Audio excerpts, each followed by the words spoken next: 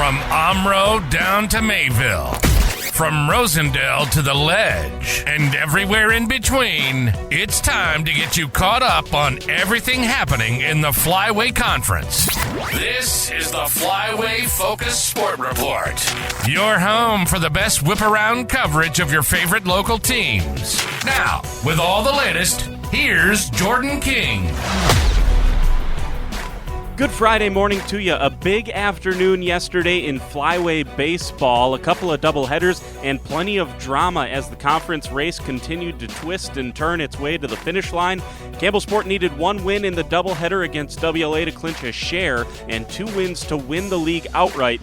The Vikings jumped up and upset the Cougars in Game 1, a 6-2 win. Then Coach Jim Krug handed the ball to Braden Booty for Game 2. I gave him the ball before the game started, and I said, nobody better. And he just kind of smiled and said, yeah, and, you knew that he had it. And the year that he's having, it's, we obviously wanted to win Game 1, but giving him the ball for Game 2, you felt pretty good about it with him going out there. True to his full season form, Booty tossed a gem, striking out 10 batters, allowing just 4 base runners in the shutout win. That included getting out of a bases-loaded jam in the 4th inning.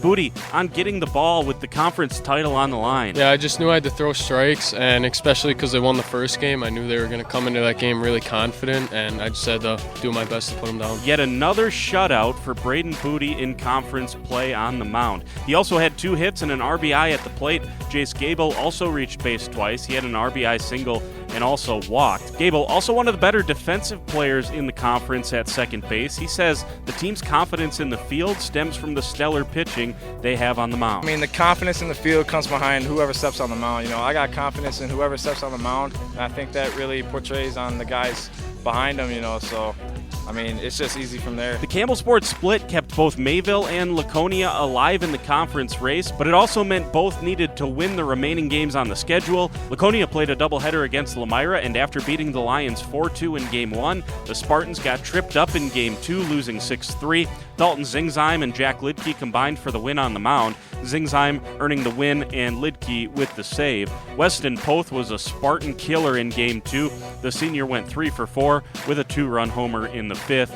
So Laconia eliminated from a potential conference title, meaning Mayville, the only team that still had a shot, but the Cards found themselves down 5-0 at Omro heading to the 5th. But a run in the 5th and a 5-run 6th rallied Mayville back to keep their conference title hopes alive. They won it 6-5. Tanner Schneider had a big 2 RBI single in the 6th. Mayville had 5 hits and a walk in the inning. They did not record a single hit outside the 6th inning. And finally, no championship implications between North Fondy and Springs, but it was senior night for Ledger's pitcher Ben Anderson, and he was dealing. Anderson struck out a dozen Orioles and was a 2nd inning walk away from a 6-inning perfect game. Anderson has now struck out 26 in his last 2 outings. On to softball, regional quarterfinal action between North Fondy and Omro. The Orioles got it done, winning 4-2. Allison now went 2 for 3 with a triple. She scored both times she was on base. Leah Patterson also reached twice. She had an RBI and scored once. Patterson struck out 6 in the circle to get the win. Both the WLA Ripon regional game and the Springs-Mayville conference game were moved to today because of field conditions at Marion.